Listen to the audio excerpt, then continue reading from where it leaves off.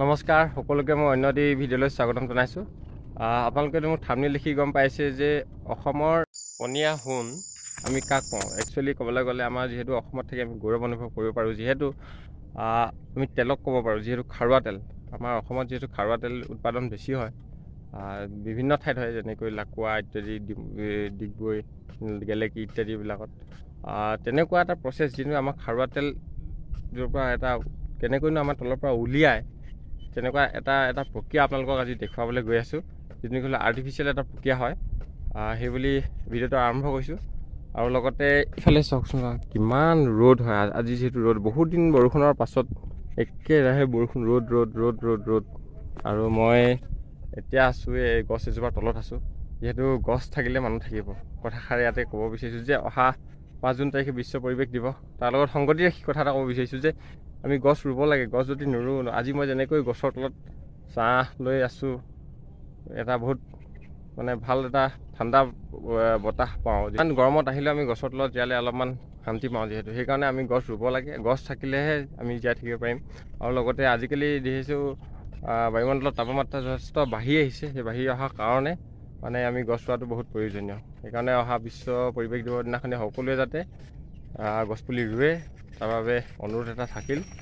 এতিয়া ব'লক আপোনালোকক দেখুৱাই আছোঁ যে এই প্ৰক্ৰিয়াটো আপোনালোকে শেষলৈকে চাব বুলি আশা ৰাখিলোঁ।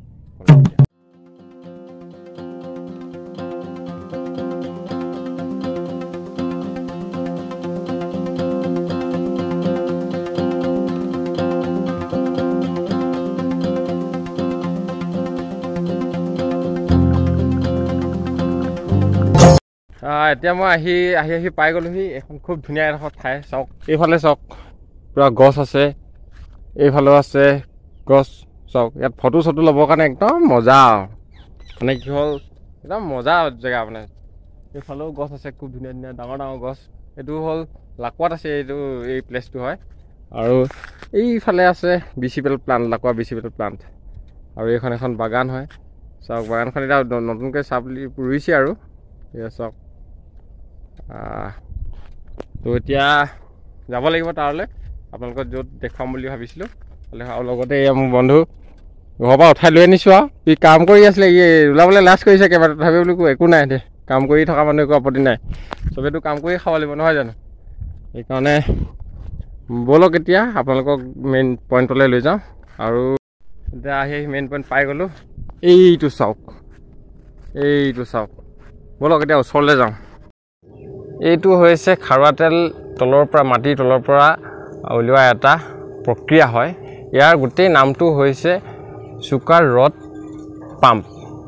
চুকাৰ ৰড পাম্প ইয়াত এটা আপোনাক পোনপ্ৰথমে এটা বস্তু দেখুৱাই লওঁ ব'লক। এই যে পাইপ নিচিনা দেখিছে, এইডাল তললৈ লাহে লাহে সোমাই আহিছে। চাওক, এইডাল লাহে লাহে সোমাই আহিছে। এই সোমাই যোৱা বস্তুটোৰ নাম হৈছে এক্সমাছ ট্ৰী। আৰু এই এক্সমাছ ট্ৰীৰ ভিতৰত এইডাল যে সোমাইছে, এইডালৰ নাম হৈছে চুকাৰ ৰড বুলি কয়। SUCKER, চুকাৰ ৰড বুলি কয়। আৰু এইডালে হৈছে তলৰ পৰা গেছ আৰু আমাৰ ক্ৰুড অইল, তো যিহেতু তলৰ পৰা ক্ৰুড অইল ওলায়, ক্ৰুড অইলটো টানি আনে। আৰু মেইন কথাটো হৈছে ইয়াত ক'বলৈ গ'লে, এনেকুৱা এক্সমাছ ট্ৰী আপোনাৰ প্ৰতিটো অইলত যেতিয়া এটা খাত ড্ৰিলিং হয়, ফাৰ্ষ্ট ড্ৰিলিং হোৱাৰ পাছত প্ৰডাকশ্যন হয়, আৰু তেওঁলোকৰ কিছুমান প্ৰচেছ হোৱাৰ পাছত শেষত আপোনালোকে দেখিব এনেকুৱা এটা খাতবিলাকত এনেকৈ লাগি থকা দেখিব। আৰু কিছুমানত নেদেখিব, কিছুমানত এনেকুৱা এটা প্ৰচেছ দেখিব, যিটো নেকি মই আপোনালোকক দেখুৱাইছোঁ যে এতিয়া SRP চমুতে ক'ব লাগে, চুকাৰ ৰড পাম্প বুলি কয়। এনেকুৱা এটা প্ৰচেছ আছে। আৰু এনেকুৱা প্ৰচেছটোনো ইয়াত কিয় দিয়া হৈছে, মেইনলি সেইটো মই আজি ক'বলৈ এই ভিডিঅ'টো আগবঢ়াইছোঁ। আপোনালোকে হয়তো জানে, হয়তো বহুতে নাজানিব পাৰে, আপোনালোকে দেখিছে, কিন্তু ইয়াৰ কিছুমান বস্তু আপোনালোকে চিনি নাপাব পাৰে। সেইকাৰণে মই কিছুমান দেখুৱাবলৈ চেষ্টা কৰিম।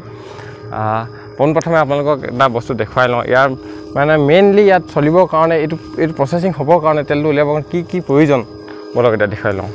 পোনপ্ৰথমে আপোনালোকক দেখুৱাইছোঁ এটা মটৰ, ডাঙৰ মটৰ। চাওক, এটা বহুত ডাঙৰ মটৰ। আৰু লগতে এডাল বেল্ট দেখিছে। এই গোটেই চকাটো ঘূৰি আছে, বেল্ট ৰাউণ্ডটো ঘূৰি আছে। আৰু ঘূৰি থকাৰ কাৰণ হৈছে এইটো যে দেখিছে ওপৰত, এইবিলাক যে দেখিছে, এইটো হ'ল হৰ্চ হেড বুলি কয়। আৰু এইটো হৈছে গোটেইটো, এইডাল যে দেখিছে, এইডাল গোটেইডাল ভীমডাল হৈছে ৱৰ্কিং ভীম বুলি কয়। এই ৱৰ্কিং ভীমডাল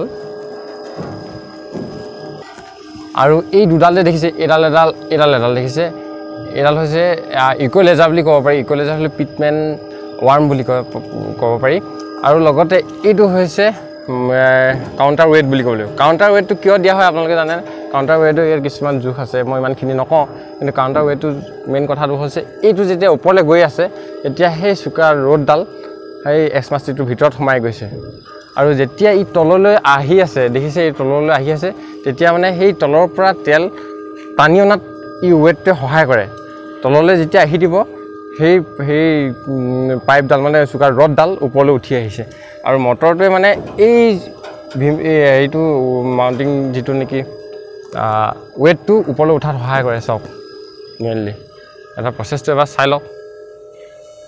চাই লওক এইটো তললৈ গৈছে আৰু এইটো তললৈ যোৱাৰ লগে লগে সেইটো ওপৰলৈ উঠি আহিছে দেখিলে এনেকৈ মানে খাৰুৱা তেলটো তলৰ পৰা ওলাই আহিছে মানে আৰু এই যে কিছুমান ইয়াত যে দিছে মানে কি হ'ল যিটো এইটো যে এই প্ৰক্ৰিয়াটো যে ইয়াত কিয় লগাইছে মেইনলি ক'বলৈ গ'লে যে য'ত নেকি তলৰ পৰা যিটো প্ৰেছাৰত তেল আৰু নেচাৰেল গেছ যেতিয়া ওলাই আহে তাত মানে কি হ'ল প্ৰেছাৰত যিটো নিজে ওলায় তেতিয়া এনেকুৱা এক্সমাষ্টি তাতটোহে অকল বহে তাত মানে এনেকুৱা আৰ্টিফিচিয়েল প্ৰচেছটো নাৰাখে আৰু ইয়াত যিহেতু নিজে নোলায় সেইকাৰণে ইয়াত নিজে টানিবৰ কাৰণে এইডাল হ'ল দেখিছেনে লাহেকৈ ওপৰলৈ উঠি গৈছে চুকাৰ ৰড চুকাৰ ৰড বুলি কয় এনেকুৱা প্ৰচেছ ব্যৱহাৰ কৰা হয় আৰু এই যে ক্ৰুড অইলবিলাক উলিয়াইছে ক্ৰুড অইল আৰু গেছ যেতিয়া ওলোৱাৰ পিছত এই পাইপবিলাক দেখিছে এই পাইপেদি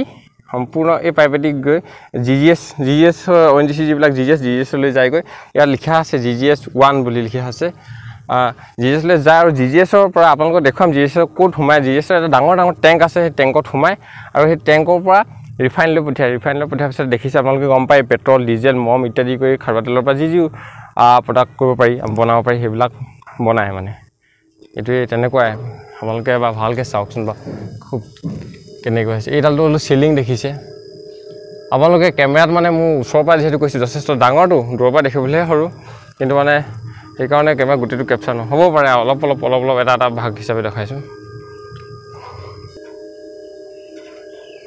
চাওকচোন অবিৰতভাৱে চলি থাকে মানে কি যদিহে মটৰটো বেয়া হয় তেতিয়াহ'লে নচলে কিন্তু যদি মটৰটো বেয়া নহয় মানে এনেকৈ চলি থাকিব মটৰটো মানে দিয়া মেইন কাৰণ হৈছে দেখিছে এই কাউণ্টাৰ ৱেটটো ওপৰলৈ নিয়াৰ মেইন কাম আৰু ইয়াৰ পৰা যেতিয়া এই কাউণ্টাৰ তললৈ আহিব তেতিয়া চুকাৰ ৰডডাল ওপৰলৈ যাব তেতিয়া তলৰ পৰা গেছটো আৰু তেলটো মানে ক্ৰুড অইলটো উলিয়াই আনে দেখিছে আৰু আপোনালোকক ক্ৰুড অইলটো নি GGSত ক'ত হয় আপোনালোকক দেখুৱাই আছোঁ বলক এতিয়া এইবিলাক দেখিছে এইবিলাক ডাঙৰ টেংক দেখিছে মই অলপ ওচৰৰ পৰা গৈ দিছোঁ ৰ'ব এইবিলাক দেখিছে ডাঙৰ টেংক চাওক এইবিলাক অলপ জুম কৰি দেখাইছোঁ প্লাণ্টৰ ভিতৰত যিহেতু সোমাবলৈ নিদিয়ে এই ডাঙৰ টেংকবিলাকতে তাৰ পৰা ক্ৰুড অইলবিলাক আহে আৰু গেছবিলাক আহে ইয়াত তেওঁলোকে জমা কৰে জমা হোৱাৰ পাছত এইবিলাক ৰিফাইনলৈ পঠিয়ায় চাওক আৰু জমা হোৱাৰ পাছত এইবিলাক ৰিফাইনলৈ পঠিয়ায় ৰিফাইনেৰী পেট্ৰল ডিজেল ইত্যাদি কৰি এইবিলাক আপোনালোকে জানে খাৰুৱা তেলৰ পৰা কি উৎপাদন হয় সেইবিলাক উৎপন্ন হয় মানে প্ৰডাকশ্যন হয় এবাৰ চাই লওক এবাৰ এইটো চাওক এইবিলাকেই হৈছে সেই টেংকবিলাক সেই পাম্পৰ পৰা আহি ডাইৰেক্ট এইবিলাকলৈ পঠিয়ায় ভিডিঅ'টো আজিলৈ ইমানতে সমাপ্ত কৰিব বিচাৰিছোঁ আৰু আজি মোৰ থুলমূলীয়াকৈ আপোনালোকক এইবিলাক দেখুৱালোঁ যিহেতু ময়ো সদায় ডিউটিলৈ অহা যোৱা ৰাস্তাত মানে এনেকুৱাকৈ দেখি থাকোঁ কিন্তু সেই বিষয়ে আপোনালোককো কিছু দেখুৱাওঁ বুলি ভাবিলোঁ কেনেকৈ আমাৰ খাৰুৱা তেল যিহেতু মই পোনপ্ৰথমে কৈছিলোঁ যে অসমৰ জুলীয়া সোণ যাক কয় আমাৰ খাৰুৱা তেল কেনেকৈ এটা প্ৰচেছে দেখুৱালোঁ আপোনালোকক থুলমূলীয়াকৈ আৰু যদি ভিডিঅ'টো ভাল লাগে আপোনালোকে আৰু যদিহে আৰু কোনোবা যদি নতুন আহিছে মোৰ চেনেল প্ৰথমবাৰলৈ আপোনালোকে চেনেলটো ছাবস্ক্ৰাইব কৰিবলৈ নাপাহৰিব আৰু এনেকুৱা ধৰণৰ কিছুমান ভিডিঅ' দি যাবলৈ চেষ্টা কৰিম আজিলৈ ভিডিঅ'টো ইমানতে সমাপ্ত কৰিব বিচাৰিছোঁ ধন্যবাদ জয় অসম